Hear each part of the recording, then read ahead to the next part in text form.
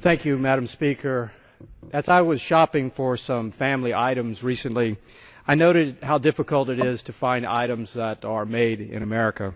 While American manufacturing is encouragingly enough on the rebound, products ranging from hairbrushes to iPods still carry that Made in China label.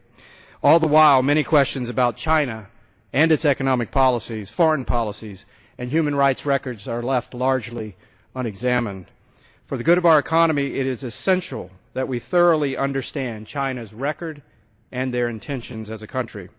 Our nations have a complicated, lopsided economic relationship.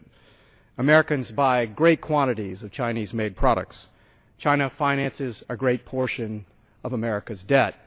Currently, nearly one-third of our debt is foreign-owned, with China easily being the largest debt holder at nearly $1.2 trillion. Other estimates peg the figure at closer to $2 trillion. The effect of such indebtedness is the shift of our wealth assets into the hands of a foreign nation, losing the market for American-made products to a country with lax labor and environmental standards, which manipulates its currency and creates unbalanced and unfair trading conditions. China's involvement on the world stage is also of significant concern. While it aggressively pursues its own mercantilistic agenda, China lends little constructive hand to creating conditions for international stability. China is seen as an enabler of North Korea, who is actively pursuing nuclear weapons capabilities. And they continue on their march toward more aggressive missile testing as well, despite the protest of the international community.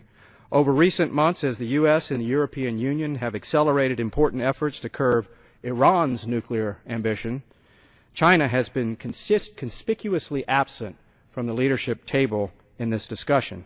China continues to be a top buyer of Iranian oil, one of the key leverage points of economic sanctions against Iran. At a discussion I attended, a Chinese official, in so many words, said, "The U.S. is to blame for Iran's pursuit of nuclear weapons capability." And he went on to say that while China does not desire this outcome, we're going to do business as usual.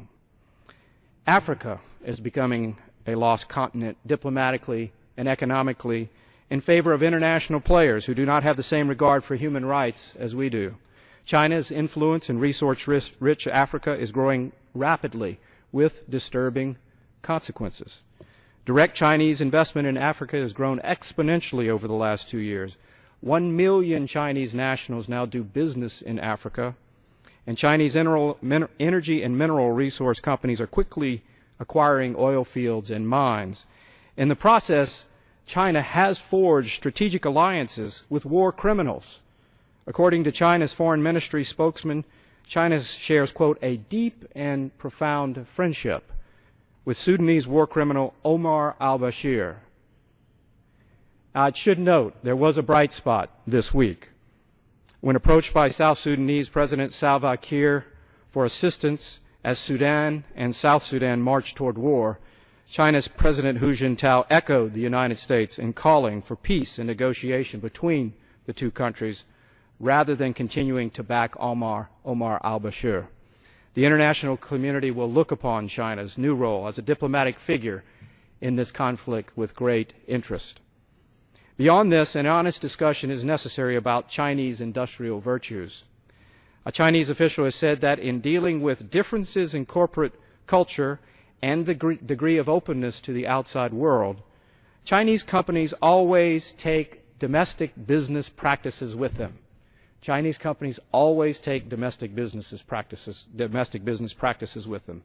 Those practices, according to witnesses who have given congressional testimony, include fertility monitors on factory floors, invasively examining female employees for pregnancy, and reporting pregnant women to the Chinese family planning police.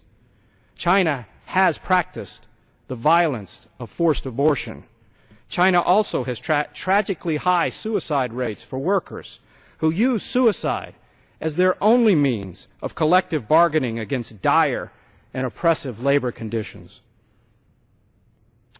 As China continues to advance as a world economic power, it has a choice.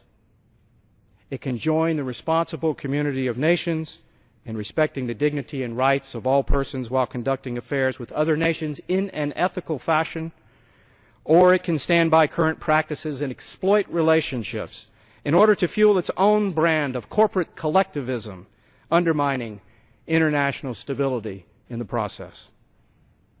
Madam Speaker, it is my belief that it is important to seek reasonable and good relationships with China, a country with a rich cultural history, a country which is rapidly ascending onto the world stage.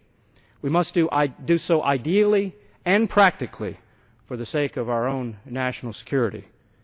But we must do so with open eyes, fully understanding the implications when all of us buy products with that Made in China label.